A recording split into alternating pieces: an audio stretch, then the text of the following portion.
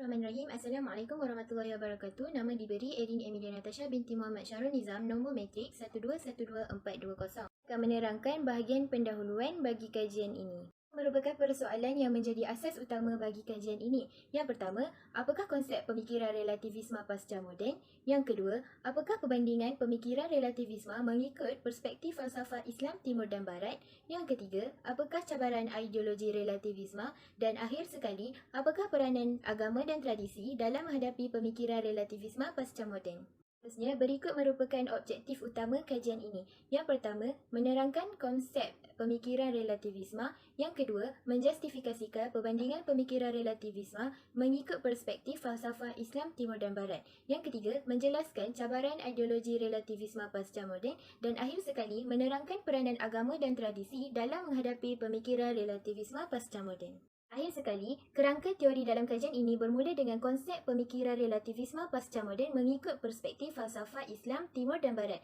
Seterusnya, berdasarkan kajian terhadap konsep pemikiran relativisme pasca moden berdasarkan tiga perspektif berikut, terdapat perbezaan antara konsep pemikiran relativisme Islam Timur dan Barat. Kemudian, menjustifikasikan cabaran ideologi relativisme pasca moden. Dan akhir sekali, berdasarkan cabaran yang dikaji, peranan agama dan tradisi dalam menghadapi pemikiran relativisme pasca moden dapat dikenal pasti.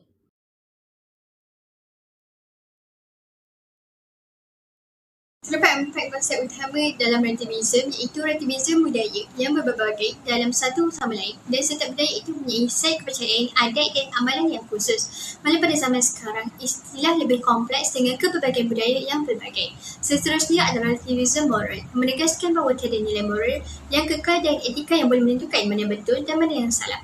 Dan secara umumnya, tiada yang benar atau yang tiada yang salah, begitu juga dengan kebaikan dan keburukan.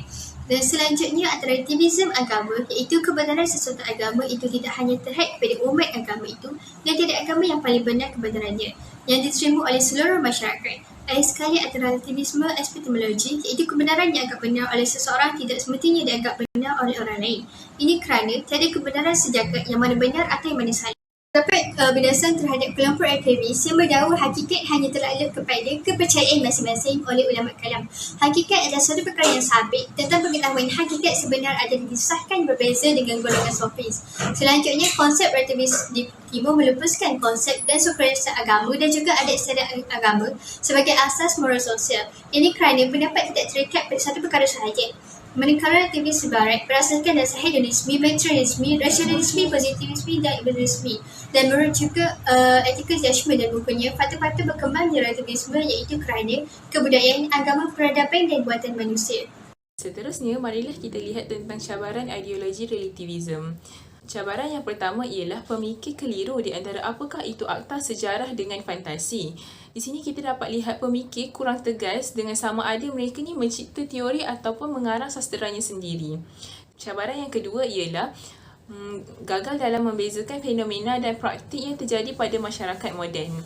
Menurut Hujah Hanwood, banyak pakar teori menyatakan pasca moden bukanlah sebagai masa yang menggantikan moden, tetapi ia lebih kepada perubahan cara berfikir dan bertindak.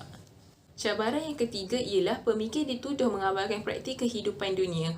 Di sini kita dapat lihat apabila kebenaran dan pemikiran sudah tiada, apakah yang akan terjadi kepada pengetahuan? Pasca moden melihat semua jenis pengetahuan dan semua sumber pengetahuan sebagai sesuatu yang tiada asas kewujudan. Jadi sama-sama kita boleh lihat di sini bahawa wujud pencanggahan dalam idea relativism dan berhadapannya dengan masalah logik kerana adanya percanggahan. Baik, marilah kita lihat tentang peranan agama dan tradisi dalam menghadapi pemikiran relativism pasca moden. Yang pertama, dengan menerangkan bahaya ideologi barat melalui forum dan perbincangan. Melalui forum dan perbincangan yang diadakan, kita akan dapat lebih mengingatkan masyarakat bahawa bahayanya ideologi barat ini sampai boleh membawa kepada kesesatan. Yang kedua, dengan menggunakan media sosial dengan sebaiknya. Penggunaan media sosial yang baik haruslah kita titik beratkan supaya ia dapat mengurangkan cabaran relativism pasca moden ini. Kita harus menasihatkan masyarakat untuk lebih peka dengan apa yang dilihat di media sosial dan supaya mereka menyemak sebelum dikongsi kepada orang lain. Dan yang ketiga ialah menjaga dan memelihara struktur budaya dan tradisi mengenai moral dan etika. Identiti diri dan sejarah perlu dikuatkan agar ianya menjadi signifikan dan berkait dengan kehidupan manusia.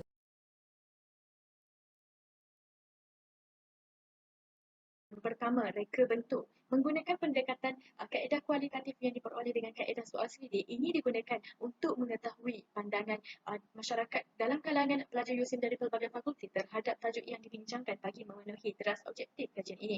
Yang kedua, kaedah pengumpulan data. Ianya dijalankan melalui Google Form bagi tujuan pengumpulan data. Terdapat beberapa soalan yang terdiri daripada latar belakang responden secara ringkas dan juga soalan-soalan berkaitan tajuk kajian. Soalan selidik ini bersifat soalan tertutup yang mana ianya adalah soalan berstruktur yang mempunyai pilihan jawapan yang disediakan, namun para responden bebas untuk menentukan jawapan mengikut pengetahuan sendiri dan boleh memilih lebih daripada satu jawapan. Seterusnya, lokasi kajian. Kajian penyelidikan ini dilakukan secara atas talian dengan menggunakan platform jaringan internet iaitu Google Form yang merupakan alat perisian pentadbiran tinjauan dalam mengumpul maklumat dan jawapan soalan tinjauan yang diedarkan. Seterusnya, responden kajian adalah terdiri daripada pelajar beragama Islam yang berumur 19 hingga 25 tahun dari pelbagai fakulti di USIM melalui edaran soalan tinjauan menggunakan status WhatsApp yang mana telah dimuat turun setiap hari selama 7 hari, yang mana purata masa yang diambil untuk responden menjawab 10 soalan lebih kurang 2 minit berdasarkan pengetahuan mereka mengenai topik ini. Kaedah analisis data.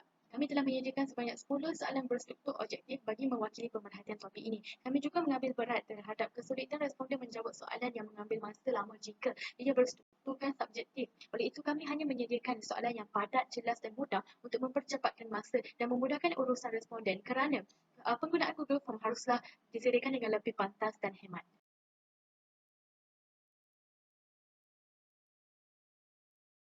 Assalamualaikum warahmatullahi taala wabarakatuh. Nama saya Nur Syafiqah Tira binti Kamal Usran, nombor matrik 1212411.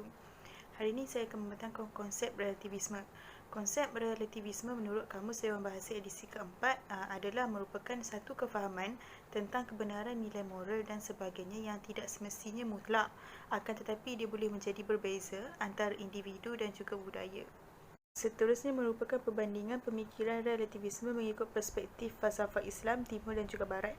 Berdasarkan kajian soal selidik yang telah kami jalankan secara atas talian, kami telah mendapati seramai 38 orang daripada 40 orang responden telah bersetuju dengan perbezaan konsep pemikiran relativisme dalam kalangan masyarakat Islam, Timur dan juga Barat. Pemikiran relativisme dalam perspektif Islam telah memberi kesan dari sudut keagamaan. Hal ini berlaku kerana agama mempunyai sesuatu hukum yang tepat yang tidak boleh diubah. Hal ini berbeza dengan masyarakat Barat dan Timur. Ini kerana pemikiran mereka adalah pemikiran relativisme yang lebih cenderung kepada pendapat masing-masing. Mereka bebas untuk menerima atau menolak sesuatu pemikiran atau adat yang telah terjadi dalam hidup mereka. Bismillahirrahmanirrahim. Assalamualaikum warahmatullahi wabarakatuh. Nama saya Noaim Marifati Sanudin, nombor matrik 1212362. Baiklah, hari ini saya akan membentangkan tentang cabaran ideologi relativisme pasca moden. Soalan yang diberikan kepada responden ialah apakah cabaran ideologi relativisme pasca moden? Terdapat 3 jawapan yang diberi pilihan. Majoriti daripada responden bersetuju bahawa pemikir keliru di antara apakah itu sejarah dengan fantasi. Boleh dikatakan pemikir keliru terhadap peristiwa yang terjadi di dalam hidupnya sama ada ia merupakan sejarah ataupun hanyalah fantasi. Seterusnya, separuh responden berpendapat bahawa pemikir gagal membezakan fenomena dan praktik yang terjadi pada masyarakat moden. Tamzanya, televisyen mempunyai kemampuan untuk mengaburkan mata pemikir antara fakta dan juga auta. Akhir sekali, 16 orang responden menyokong bahawa pemikir dituduh mengabaikan praktik kehidupan dunia. Hal ini kerana pemikir pasca moden berpendapat bahawa semua jenis pengetahuan dan sumbernya sebagai sesuatu yang tiada asas kewujudan. Sebagai contoh, mereka sering bertanyakan tentang apa itu erti kehidupan. Oleh hal yang demikian, mereka berpendapat bahawa tingkah laku manusia perlu menggunakan fiksyen dan bukan melalui ilmu falsafah. Natijahnya, mereka merasakan bahawa kehidupan mereka tiada makna. Baiklah, seterusnya terdapat 2 soalan yang diutarakan dalam bahagian ini. Soalan pertama, telah dipersetujui oleh rata-rata responden bahawa agama dan tradisi sememangnya memainkan peranan yang amat penting dalam membentuk pemikiran relativisme. Terdapat 2 jenis pilihan jawapan yang banyak dipersetujui oleh responden dalam soalan kedua. Soalan kedua ini bertanyakan tentang apakah peranan agama dan tradisi dalam membentuk pemikiran relativisme pada hari ini. Majoriti responden bersetuju dengan pilihan yang ketiga. Hal ini kerana moral dan etika sememangnya amat penting dalam membentuk diri individu itu sendiri. Seterusnya, pilihan keempat, dengan memberi galakan yang baik kepada masyarakat sememangnya dapat menambah ilmu pengetahuan tentang asal-usul mereka sendiri.